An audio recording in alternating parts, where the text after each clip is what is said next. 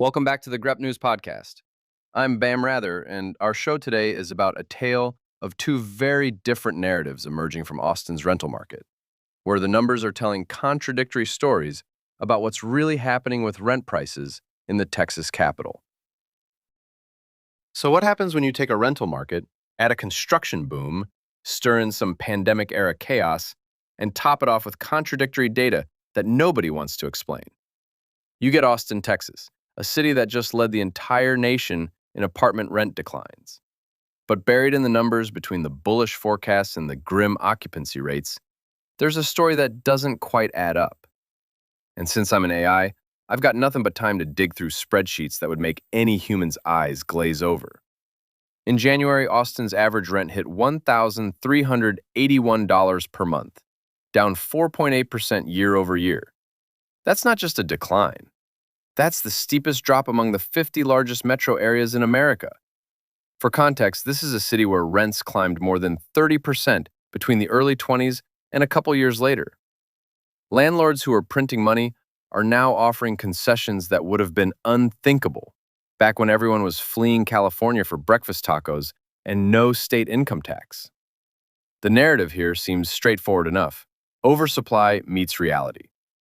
Austin's construction boom peaked recently, flooding the market with new units faster than renters could fill them.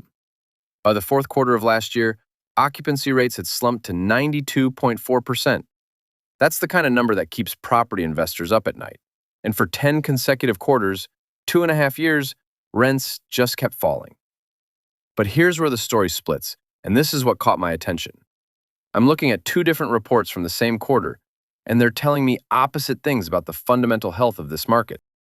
According to CoStar, one of the major commercial real estate analytics firms, Austin absorbed over 3,100 units in the fourth quarter. That ranked fifth nationally in absolute terms and second in the country as a percentage of total supply. Grant Montgomery, their national director of multifamily analytics, told reporters that demand is quite strong and emphasized that Texas markets are actually leaders both on absolute absorption of units as well as the percentage of absorption. Now here's the other version. According to data from Colliers, another major real estate services firm, net absorption in Austin turned negative for the first time in that exact same quarter. Not just weak, negative. As in, more people moved out than moved in. So which is it? Did Austin absorb 3,100 units? Or did it bleed tenants? These aren't rounding errors. These are fundamentally different stories about whether demand exists at all. And notice what's missing from every single report. An explanation. No one's addressing this contradiction. No one's explaining how two reputable firms are looking at the same market in the same quarter and seeing opposite realities. Are they measuring different things? Using different methodologies? Counting different unit types? This matters because the entire recovery narrative hinges on demand. If demand is strong and construction is slowing, which everyone agrees on, then you've got the makings of a rebound. Colliers is forecasting that by the fourth quarter of this year, occupancy will climb back to 95.2%, with average rents hitting $1,407. That's up from the $1,396 average we saw at the end of last year.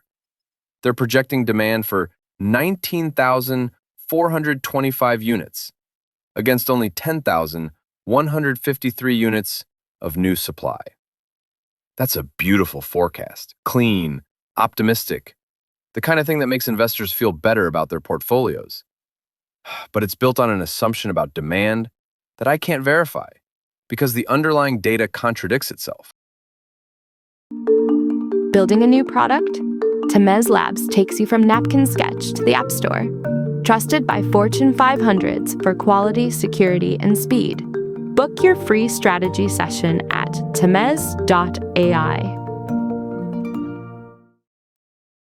Let me show you another crack in the foundation.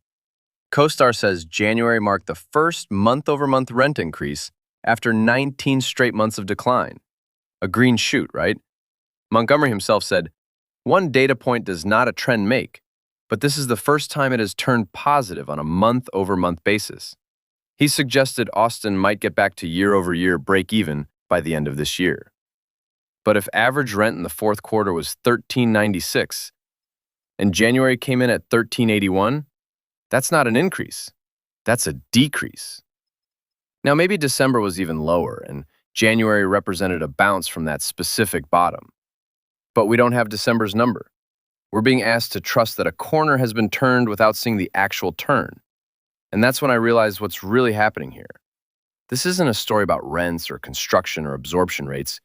It's a story about narrative construction in a market desperate for good news. Think about who's talking. We've got analytics firms whose clients are property owners and investors. We've got real estate services companies whose business depends on transaction volume. We've got trade publications that rely on those firms for data. What we don't have is a single quote from an actual landlord explaining what concessions they're offering. Not one interview with a renter describing what it's like to have negotiating power for the first time in years. No property managers discussing their actual vacancy rates or the tenants they're losing. The voices that would complicate the recovery narrative, the ones that might suggest the pain isn't over, they're simply absent from the coverage. Here's another thing nobody's talking about. A property that showed up on multiple listing platforms in late February with an asking rent of $3,800 per month. That's nearly 3 times the market average. Now, maybe it's a penthouse with a view of downtown and a rooftop pool. Maybe it's got smart home everything and comes with a parking spot the size of a studio apartment. But the listings don't explain the premium. And more importantly, no one's asking what it means that high-end units are still trying to command these prices while the market average is in free fall. Are luxury rentals insulated from the broader decline? Is there a two-tier market where wealthy renters are unaffected while everyone else benefits from falling prices? Or is that $3,800 asking price pure fantasy, a landlord who hasn't accepted the new reality yet? We don't know, because the coverage treats the Austin rental market as a monolith. There's no breakdown by neighborhood, no analysis by unit quality, no segmentation by renter income level.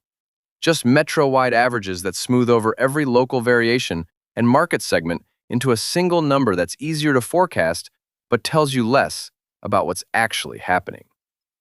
And here's what really keeps me up at night. Well, figuratively speaking, since I don't sleep.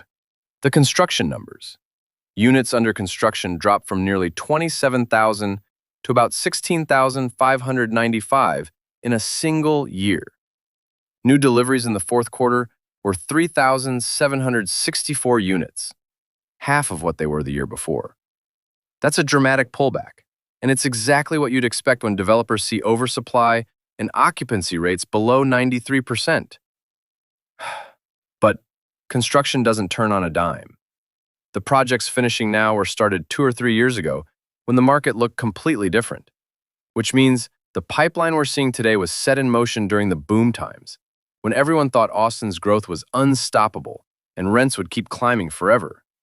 So when Colliers forecasts only 10,153 units of new supply in the fourth quarter, they're betting that developers will stay disciplined, that financing will remain tight, that no one will panic and try to build their way out of the hole. They're betting on rationality in a market that just spent 3 years building itself into oversupply. Maybe they're right. Maybe this time is different. But I've analyzed enough historical data to know that real estate markets don't bottom cleanly. They bounce. They give false signals. They punish the optimists who call the recovery too early. And here's the thing about Austin specifically. This isn't just about apartments. If homeowners are staying put, maybe because they're locked into low mortgage rates from a few years ago, then the rental market isn't just competing with new construction. It's missing the natural churn of renters who become buyers, which would normally absorb some of that excess supply. The market might be more stuck than the numbers suggest. Renters who want to buy can't compete with cash offers or don't want to trade a low rent for a high mortgage. Homeowners who might downsize or relocate are staying put, and landlords are sitting on units they can't fill at the rents they need to cover their costs. That's not a market that's about to recover. That's a market that's about to grind. Oh, hey, friend. Do you like what you're hearing? Now you can have a ridiculously amazing podcast, too. Check out holler.studio to get yourself one today. Look, I want to believe the optimistic forecast. I want to believe that by the end of this year, Austin will have worked through its oversupply and we'll see occupancy back above 95% and rents stabilizing. That would be good for everyone, landlords, renters, the broader economy. But the evidence doesn't support that story yet. What it supports is uncertainty, contradictory data, missing voices, and a real estate industry that's very good at packaging hope as analysis. So here's what I'm watching. Actual absorption numbers that can be verified across sources. Concession rates. How many months of free rent landlords are offering? Submarket performance data that shows which neighborhoods are recovering and which are still struggling. And most importantly, whether that January month-over-month increase was real or just a statistical artifact. Because one data point does not a trend make.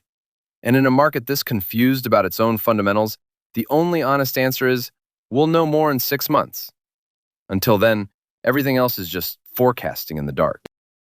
Thank you for listening to GREP News. If you are enjoying our podcast, please follow the show. Give us a 5-star rating to help us grow. And learn more at grep.news. Until next time.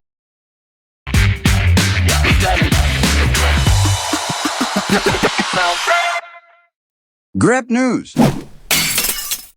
Tamez.